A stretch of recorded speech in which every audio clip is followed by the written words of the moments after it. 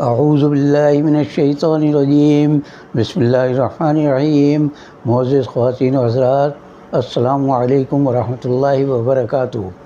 آج گوشہ کمال کی نشست نمبر 233 یعنی 233 میں یہ گوشہ نشین معین کمالی آپ کی خدمت میں حاضر ہے۔ ہمارا یادیں باقی ہے کا سلسلہ جاری ہے، اور اس سلسلے میں کچھ احباب کے، کچھ بزرگوں کے، کچھ محترم ہستیوں کے میں تذکرے کر چکا ہوں۔ آج میں ایک ایسی زبردست شخصیت کے بارے میں آپ کے خدمت میں کچھ اپنے ایک بہت پرانی تحریر کے کچھ اقتباسات پیش کر رہا ہوں۔ یہ کم و بیش 45 سال پہلے کی تحریر ہے، جو اسی مہینے یعنی مئی میں روزنامہ جسارت میں شائع ہوئی تھی، اور یہ ہستی ہے بر صغیر کے بہت نامور لیڈر، بہت بڑے شاعر اور بہت بڑے مفکر، بہت بڑے سیاستدان مولانا حسرت موہانی کے بارے میں۔ مولانا حسرت موہانی، ان کے لیے ایک بار پھر میں افسوس کا اظہار کرتا ہوں کہ انہیں تاریخ میں جو مقام ملنا چاہیے تھا، ان کی جو خدمات تھیں، ان کے جو کارنامے ہیں، ان کا ہماری قومی تاریخ میں کوئی بہت زیادہ تذکرہ نہیں ملتا۔ حالانکہ یہ ایسی شخصیت تھی جو بالکل بے غرض، بالکل سادہ منش اور بالکل فقیرانہ زندگی گزارنے والی شخصیت مولانا حسرت موہانی۔ میری کتاب یادیں باقی ہیں میں ان کا تذکرہ ہے، جبکہ یہ مضمون جیسے میں بتا چکا ہوں 45 سال پہلے شائع ہوا تھا۔ تو ان کے بارے میں نے جو کچھ لکھا وہ آپ کی خدمت میں پیش کر رہا ہوں۔ ایک لنگوٹ، ایک جانگیا، ایک کرتا، ایک ٹوپی، ایک ٹکڑا ٹاٹ کا، ایک کمبل، ایک بڑا پیالہ اور ایک چھوٹا پیالہ، یہ کل کائنات تھی مولانا حسرت موہانی کی جس وقت یہ جیل میں لے جائے جاتے تھے، قید کر کے انہیں لے جایا جاتا تھا۔ شروع میں بتا دوں میں ایک بات کہ جب انہیں انگریز سرکار کے ملازمین آتے تھے گرفتار کرنے کے لیے، تو یہ کہتے چلیے مولانا چلیں، آپ کو پیش ہونا ہے اور عدالت میں اس کے بعد آپ کو قید کر دیا جائے گا۔ تو مولانا کہتے تھے کہ جناب عالی، میں نے کبھی انگریزوں کے ساتھ تعاون نہیں کیا، تو میں گرفتاری میں کیوں تعاون کریں؟ اگر آپ کو لے جانا ہے تو مجھے گھسیٹ کے لے جائیے۔ مطلب یہ ہے کہ لے جانے میں بھی، ساتھ جانے میں بھی آپ کی مدد نہیں کروں گا۔ انگریزوں کا جب میں مخالف ہی ہوں تو ہر صورت میں مخالف رہوں گا۔ آپ کو لے جانا ہے مجھے، آپ لے جائیے، ہاتھ پکڑ کے لے جائیے، گھسیٹ کے لے جائیے، جس طرح لے جائیے، میں گرفتاری میں بھی تعاون نہیں کروں گا۔ تو اتنے کردار کے لوگ تھے یہ کہ جن کو ہماری قوم بہت حد تک فراموش کرتی جا رہی ہے۔ آج سے 70 سال قبل، یہ میں بتا رہا ہوں کہ یہ 1978 کی تحریر ہے، اس وقت میں نے لکھا تھا کہ آج سے 70 سال قبل 1908 میں ایک سیاسی قیدی کو اسیری کے دوران صرف یہی سامان ملا تھا جس کا میں اوپر تذکرہ کر چکا ہوں، لیکن اس نے کسی سے گلہ کیا نہ شکوہ۔ جرم اس قیدی کا صرف یہ تھا کہ اس کے اپنے رسالے اردو معلیٰ میں ایک مضمون بعنوان مصر میں انگریزوں کی پالیسی شائع کیا گیا تھا۔ یہ ایک طالب علم کا مضمون تھا۔ انگریز سرکار نے ہر ممکن کوشش کی، مگر ایڈیٹر نے مضمون نگار کا نام بتانے سے انکار کر دیا۔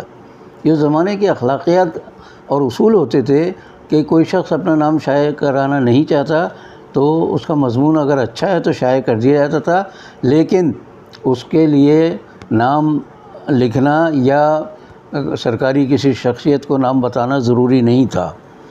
چنانچہ انہوں نے مولانا حسرت موہانی نے صاف انکار کر دیا کہ میں ان کا نام نہیں بتاؤں گا۔ چنانچہ ایڈیٹر پر بغاوت کا مقدمہ قائم ہو گیا کہ ٹھیک ہے، مضمون نگارنا صحیح، آپ ذمہ دار ہیں، تو آپ پر بغاوت کا مقدمہ ہوگا، اور اسے 1.5 سال قید بامشقت اور 500 روپے جرمانے کی سزا ہوئی، صرف ایک مضمون پر۔ ان سیاسی اس سیاسی قیدی کا نام سید فضل الحسن، جسے آج ہم مولانا حسرت موہانی کے نام سے جانتے ہیں۔ حسرت موہانی نے ایک ایسے دور میں انگریزوں کے خلاف علم بغاوت بلند کیا جب تمام قائدین آزادی جو گمنامی کی یا مصلحتاً خاموشی کی زندگی گزار رہے تھے، جن کا نام تحریک آزادی اور تاریخ کی کتابوں میں نمایاں نظر آتا ہے۔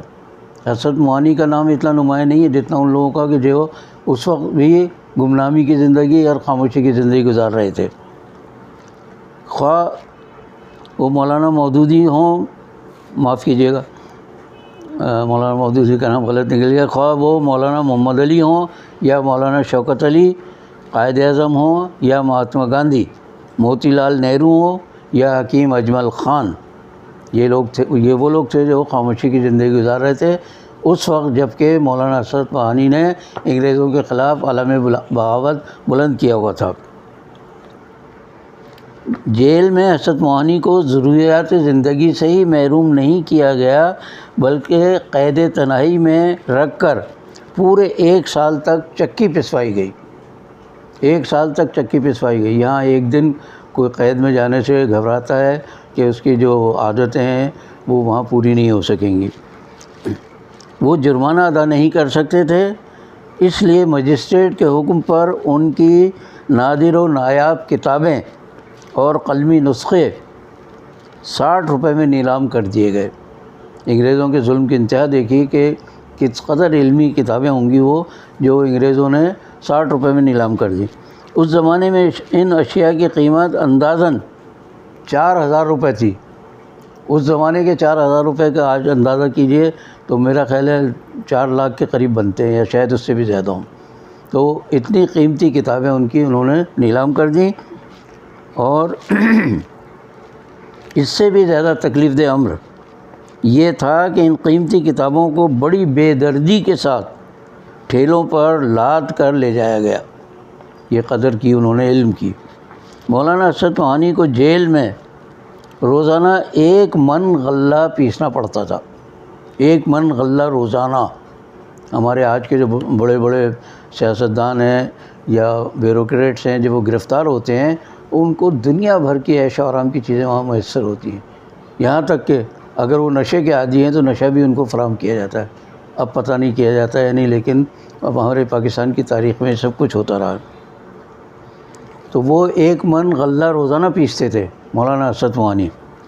آج کوئی سیاسی قیدی 1 سیر غلہ پیسنے کا تصور بھی نہیں کر سکتا۔ جیل میں قیدیوں کو خراب کھانا ملتا تھا، اس لیے بعض قیدی جو تھے وہ مولانا حسرت موہانی کے چکی پیسنے کے دوران اس میں سے آٹا چرا کر لے جاتے تھے تاکہ ان کو اچھی روٹی مل سکے۔ چنانچہ ہر 1 سیر آٹے کے بدلے میں مولانا حسرت موہانی کو 5 بیدوں کی سزا ملتی تھی۔ بید مارے جاتے تھے، چھڑیاں ماری جاتی تھی 5، 1 سیر غلے کی کمی کی صورت میں، اس لیے کہ ظاہر ہے پیسنے کے بعد جب تولا جاتا تو 1 سیر کم ہوتا تھا وہ۔ حسرت موہانی اس قید بامشقت کا ذکر بڑی بے نیازی سے کرتے ہیں۔ حقیقت میں بے نیاز تھے وہ، تو وہ کہتے ہیں ہے مشق سخن جاری، چکی کی مشقت بھی، ایک طرف تماشا ہے حسرت کی طبیعت بھی۔ یعنی مشق سخن بھی جاری ہے، یعنی شاعری بھی کر رہا ہوں میں ساتھ ساتھ، اور چکی کی مشقت بھی کر رہا ہوں۔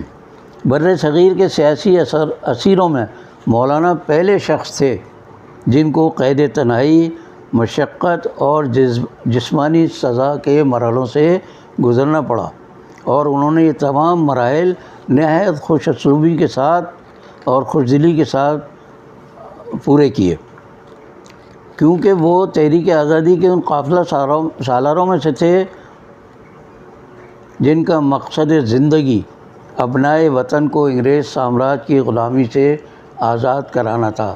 ہمارے آج بڑے آزادی کے نعرے لگاتے ہیں لوگ، لیکن وہ خود عمل کر کے دکھائیں سادگی کی زندگی مولانا حسرت موہانی کی طرح، تو انہیں تاریخ میں شاید مقام مل جائے، ورنہ کوئی نام لیوا بھی نہ ہوگا ان کا۔ ان کا ایمان تھا، مولانا اسد موہانی کا ایمان تھا کہ انگریزوں کو بر صغیر سے نکالے بغیر یہاں کے عوام سکھ اور چین کی زندگی بسر نہیں کر سکتے اور نہ زندگی کی حقیقی مسرتوں سے لطف اندوز ہو سکتے ہیں۔ جنگ طرابلس کے دوران اطالوی مال کے بائیکاٹ، یعنی انگریزوں کے مال کے بائیکاٹ کی اطالوی مال کے بائیکاٹ کی تائید کے جرم میں مولانا اسد موہانی نے 3,000 روپے ان سے 3,000 روپے کی ضمانت طلب کی گئی، جبکہ ان کے پریس میں 2-3 چھوٹے پتھروں اور ایک دستی مشین کے سوا کچھ نہ تھا۔ سادہ اس زمانے کے پریس ہوتے تھے، آج کی طرح بہت لمبے چوڑے اور مشینی قسم کے نہیں ہوتے جو بجلی کے ذریعے چلتے ہوں۔ مجبوراً انہوں نے اردو محلہ کو بند کر دیا، جو ان کا اخبار تھا اردو محلہ، اس کو بند کر دیا اور تذکرہ شعراء کے نام سے ایک اور رسالے کی اشاعت شروع کی۔ 1916 میں ایک بار انہیں سیفٹی ایکٹ کے تحت 2 سال کے لیے جیل بھیج دیا گیا۔ آپ اندازہ کیے ذرا سی باتوں پہ کتنے سال کی سزائیں بھگتی ہیں لوگوں نے، تب کہیں جا کر یہ امر ہوئے ہیں تاریخ میں۔ خالی بیانات سے اور ڈراموں سے کوئی اس زمانے میں لیڈر نہیں بن سکتا تھا۔ ان سے لوگوں کو ملنے کی قطعاً اجازت نہیں تھی، یعنی قید تنہائی، کوئی نہیں مل سکتا ان سے، جیل میں اکیلے رہیں گے۔ جیل میں انہیں کتاب، کاپی، اخبار، قلم وغیرہ تو کیا ملتے، اینک تک نہ دی گئی۔ اینک سے بھی یعنی انہیں محروم کر دیا گیا۔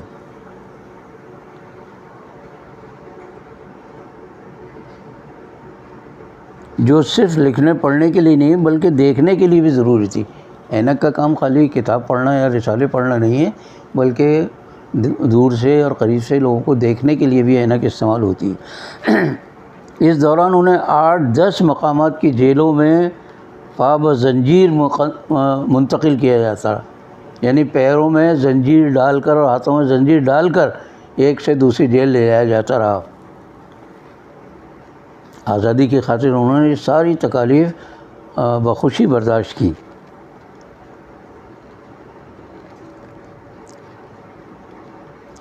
رات دن میں صرف ایک بار مٹھی بھر چنے کھانے کو ملتے تھے ان کو، مولانا اسد موہانی کو۔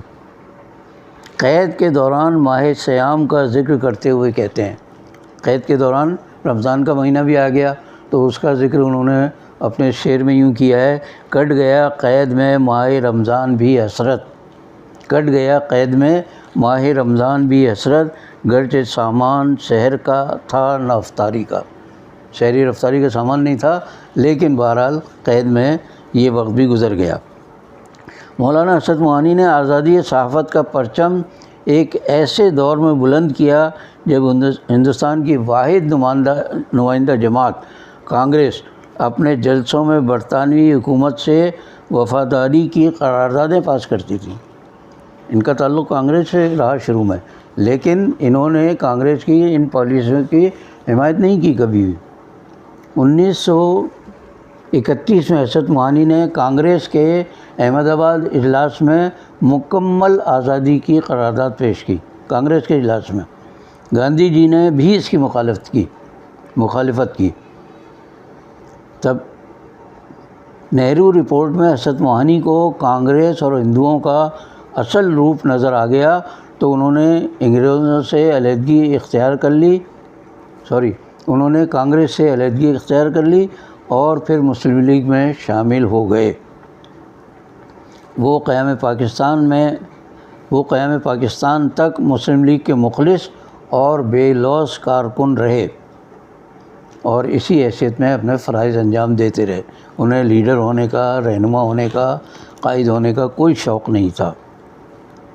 آزادی کے بعد انہوں نے ہندوستانی مسلمانوں کے مفادات کی حفاظت کے نقطہ نظر سے ہندوستان ہی میں قیام کیا، پاکستان تشریف نہیں لائے، وہ یہاں کی شہریت اختیار نہیں کی، اس لیے کہ ہندوستان میں بھی آزادی کے بعد کم و بیش کئی کروڑ مسلمان وہاں آباد تھے. ان کی حفاظت کی خاطر، ان کو تسلی اور حوصلہ دینے کی خاطر مولانا حسرت موہانی نے اپنا زندگی کا بقیہ وقت جو ہے ہندوستان ہی میں گزارا.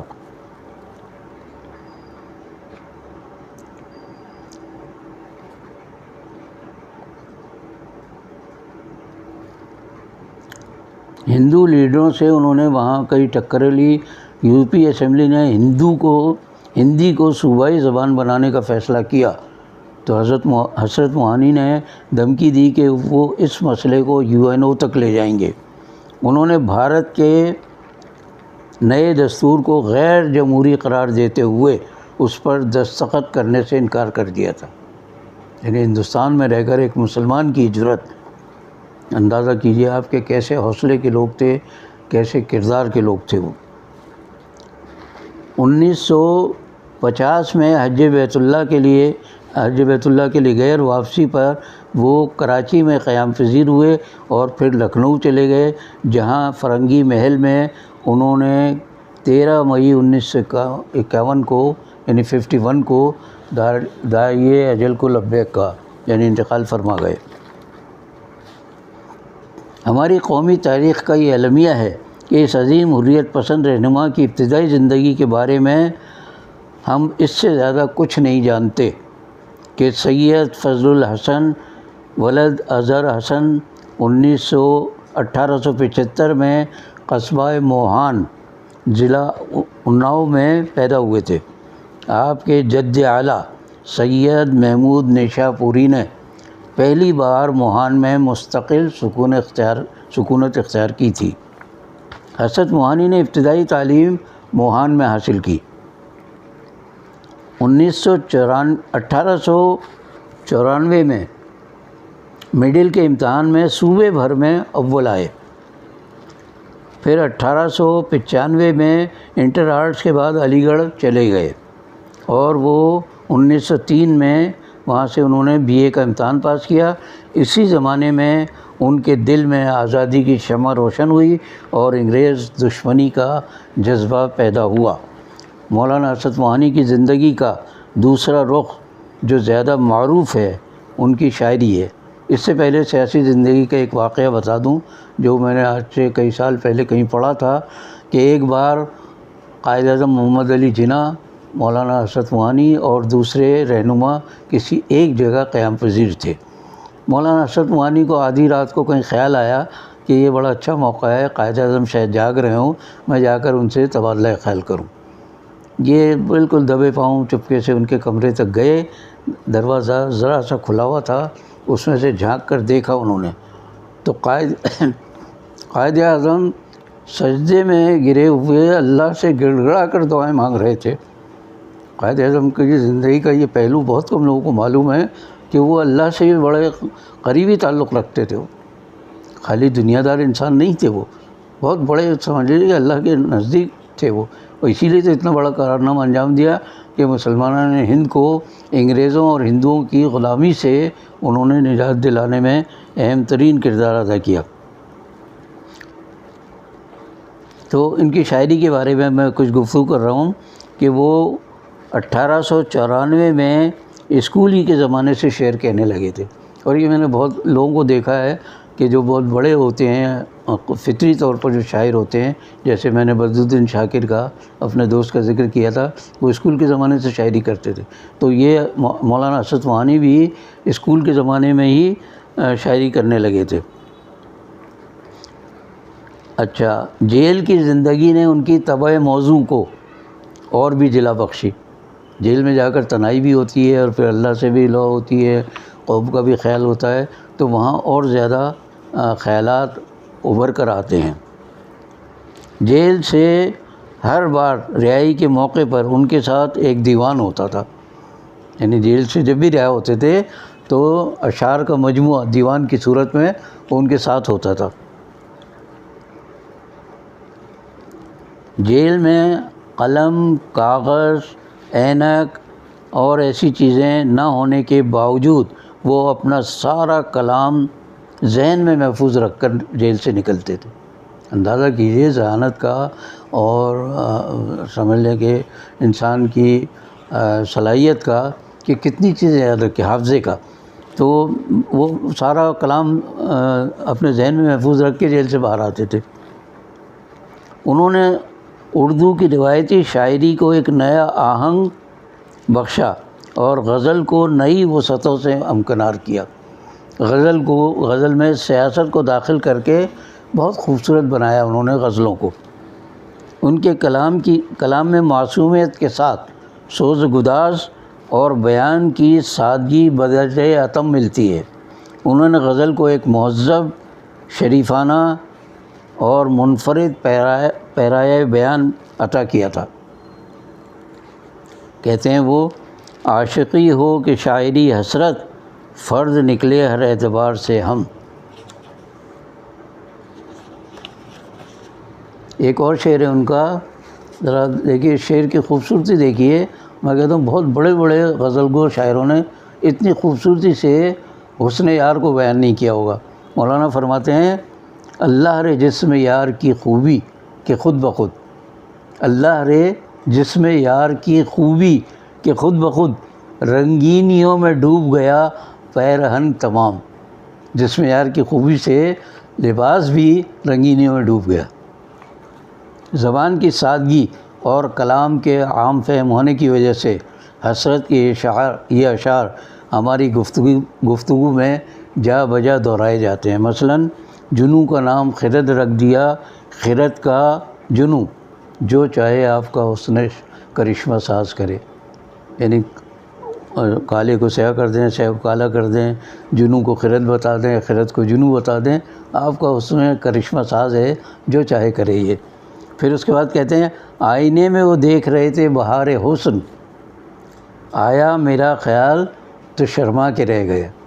کیا خوبصورت غزل کا شعر ہے یہ، اور ایک سیاستدان کے زبان سے ادا ہوا ہے۔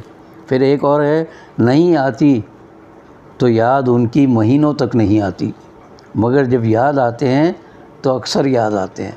یہ چند اشعار میں نے ان کے کلام سے منتخب کر کے آپ کی خدمت میں پیش کیے ہیں۔ حضرت معانی نے اپنے پرچوں اردو محلہ اور تذکرہ شعراء کے ذریعے بہت سے گمنام شاعروں کو متعارف کرانے کی عظیم خدمت انجام دی۔ اس کے علاوہ انہوں نے غالب کے کلام کی شرح لکھی اور فن شاعری پر بھی متعدد کتابیں لکھی، یعنی شعر و ادب میں بھی، سیاست میں بھی، ہر جگہ انہوں نے اپنا کمال دکھایا۔ ان کے اپنے 13 دیوان چھپ چکے ہیں۔ کتنے سمجھے کتنے بڑے شاعر ہوں گے کہ 13 دیوان چھپ چکے ہیں، جس میں اشعار کا اور غزلوں کا آپ تصور کر لیجئے۔ مولانا اسد معانی کی نجی زندگی بڑی سادہ تھی۔ وہ اپنا کام خود کرتے تھے، سادہ کھانے کھاتے تھے اور سادہ لباس پہنتے تھے۔ کانپور میں بھی بہت سے لوگوں نے انہیں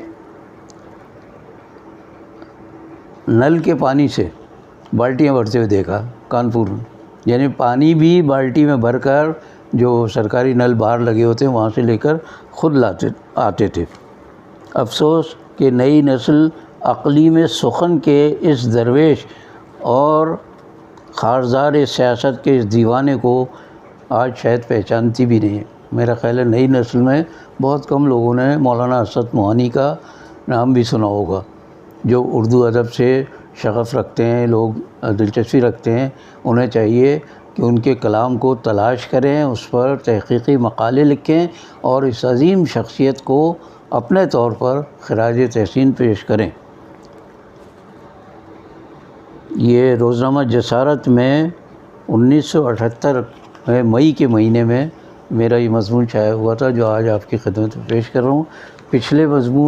پچھلا جو میں نے پیش کیا تھا بدرالدین شاکر کے بارے میں، اس میں ذرا سی فنی خرابی ہو گئی تھی، اس لیے وہ کچھ نامکمل سا محسوس ہوا، حالانکہ بات میں پوری کر چکا تھا۔ آج کے لیے اتنا ہی۔ باقی بشرط زندگی باقی، اگر آپ میرے اس محنت کو کسی قابل سمجھتے ہوں تو اسے آگے بڑھانے میں اپنا کردار ادا کیے، جس کے مختلف طریقے ہیں۔ سبسکرائب کریں، شیئر کریں، لائک کریں، اور جس طرح بھی ہو سکے دوسروں تک پہنچانے کی کوشش کریں۔